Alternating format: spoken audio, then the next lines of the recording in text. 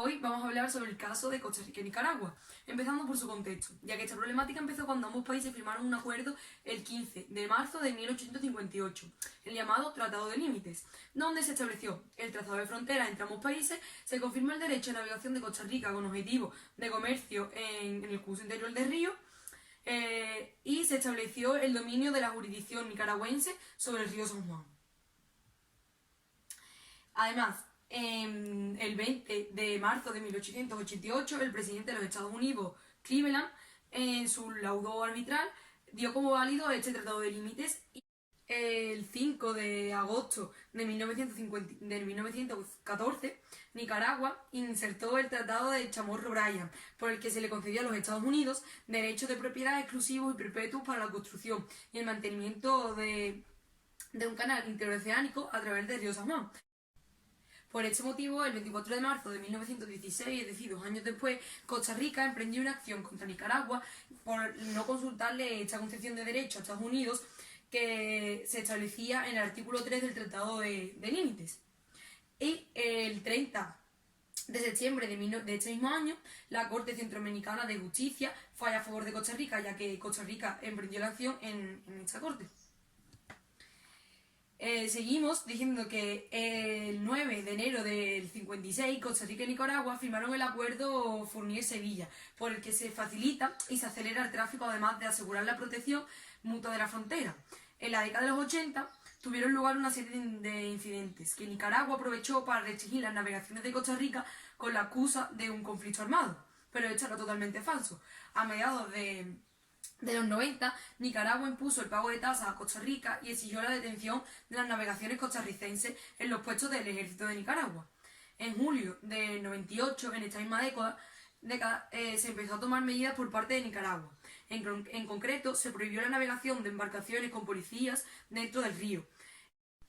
El 30 de julio del 98 se reunieron el ministro de Defensa de Nicaragua y el ministro de Seguridad Pública de Costa Rica y firmaron el comunicado conjunto cuadralizano que permitía a la Policía Armada de Costa Rica navegar para reabastecer los puestos fronterizos, pero solo con sus armas de servicio. Y el 11 de agosto de este mismo año, Nicaragua declara el comunicado como nulo, pero Costa Rica no acepta esto ya que es una decisión unilateral. Llegamos al 24 de octubre de 2001, donde Nicaragua declaró que no aceptaría la jurisdicción de la Corte sobre ninguna cuestión basada en tratados y laudos antes de 1901. Esto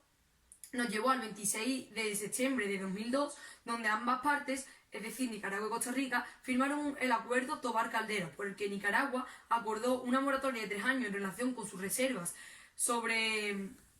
de 2001 sobre la aceptación de la jurisdicción de la Corte, y Costa Rica acordó que no empezaría ninguna acción contra la otra parte, es decir, contra Nicaragua, ante la Corte durante este mismo periodo de tiempo. Esto nos lleva al 29 de septiembre de 2005, donde termina el periodo de este acuerdo y donde no se resuelven los desacuerdos entre Costa Rica y Nicaragua. Por lo tanto, Costa Rica presentó una solicitud para iniciar un proceso contra Nicaragua por la controversia en cuanto a los derechos de navegación y los derechos de conexión de Costa Rica en el río San Juan. Ahora vamos a ver lo que cada una de las partes, es decir, Costa Rica y Nicaragua, pedían en esta acción. Para empezar, Costa Rica pedía que se obligase a Nicaragua a permitir que las embarcaciones y los pasajeros costarricenses pudiesen navegar de manera libre por motivos de comercio y comunicación y turismo en el río San Juan. Además, pedía que no se pudieran imponer ni tasas ni tarifas, pedía que no se exigiese la parada de navegaciones en los puestos nicaragüenses, que se concediese el derecho de navegación, inclusive los efectos como el reabastecimiento y la rotación del personal en los puestos fronterizos por la ribera derecha. Pedía también no poner impedimentos en la libre navegación, que se permitiese atracar en las riberas del río sin cobrarse ningún tipo de impuesto, a no ser que hubiese un acuerdo entre ambos gobiernos, que no se exigiese ni pasaporte ni visado a los pasajeros, que se facilitara y acelerara el tráfico en los términos previstos en el Tratado de Límites, que se obligase a Nicaragua a cesar el incumplimiento de las obligaciones con carácter continuo, a indemnizar a Costa Rica, a proporcionar garantías de no repetición y que permitiese la pesca con fines de subsistencia. Y ahora veamos la parte de Nicaragua, ya que esta pedía que se rechazase completamente la solicitud presentada por Costa Rica, que se pudiera dragar el río con el fin de que la corriente fuese igual a la de 1858 y además presentaba una declaración formal en la que se obligase a Costa Rica a cumplir los reglamentos de navegación, pagar los servicios prestados por Nicaragua, pagar tasas razonables por las mejoras en la navegación del río y que solo pudiese usar embarcaciones de transporte público con pago durante el tránsito real de mercancías autorizadas por el tratado. Vale, pues como ya os han hablado mis compañeras que han empezado hablando de los fundamentos jurídicos y de la posición de ambas partes, tanto de Costa Rica como de Nicaragua, yo ahora voy a hablaros del fallo del tribunal y de cómo se resolvió el litigio y el conflicto entre ambos países, ¿vale? Primero hay que decir que el conflicto entre ambos países fue una disputa que comenzó en octubre de 2010 sobre un territorio que está entre ambos países que se llama Isla Portillo. Es un territorio que son unas islas que está rodeado por el río San Juan que separa a Nicaragua de Costa Rica. El fallo del tribunal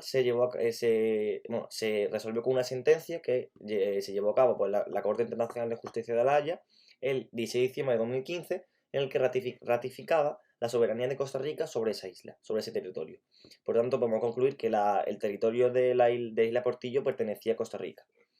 En cuanto a los argumentos de la sala,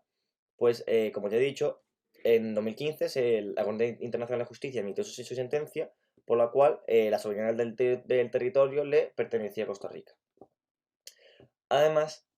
también le impuso unas severas faltas a Nicaragua, ya que ellos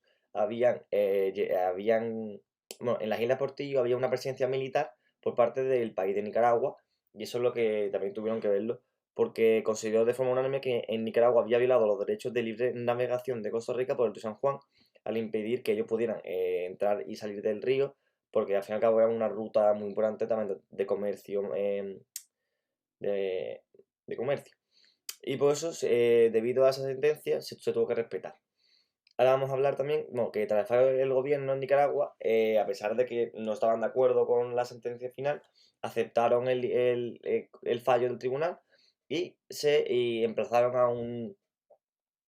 al diálogo con Costa Rica. Costa Rica, por el contrario, estaban evidentemente felices de cómo se había del resultado del litigio y también estaban de acuerdo con llevar a cabo el diálogo con Nicaragua. Aquí tenemos la foto del mapa,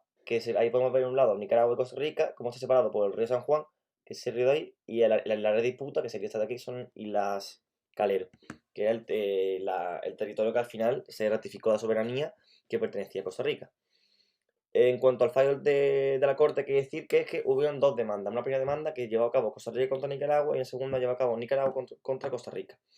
En la primera demanda, pues Costa Rica le decía a Nicaragua que el territorio de Islas Calero les pertenecía a ellos. Todo comenzó por que el trazado de la frontera estaba mal por Google Earth. Entonces, como ese fallo, en Nicaragua dijeron que era suyo esas islas, entonces pues había una presencia militar, etcétera, etcétera. Pero vamos, como ya hemos concluido con la sentencia del Tribunal de la Haya, pues de la Corte Internacional de Justicia, pues se ratificó el fallo y que favoreció a Costa Rica. No obstante, también la segunda demanda, que la interpuso Nicaragua contra Costa Rica en 2011, esta se relaciona con la ruta 1856, que es una ruta que es muy larga, tiene 154 kilómetros, que es una que construyó Costa Rica, es una ruta de comercio muy importante en el país, de la más importante que hay, y según Nicaragua, la Corte Internacional, bueno, dijeron que no habían hecho los estudios necesarios para comprobar que no habían realizado un impacto ambiental importante en esa ruta. Entonces, no obstante, la Corte Internacional de Justicia dijo que a pesar de que es verdad que no había realizado los estudios ambientales, no provocó ningún problema de sedimentación, por lo que no provocó ningún problema fundamental que tuviera que solucionar la Corte Internacional. Así que, vamos, Nicaragua fueron destrozadas por la Corte Internacional. Aquí tenemos una foto de la ruta que he mencionado, que es muy larga, que es la que lleva la frontera prácticamente entera de Costa Rica.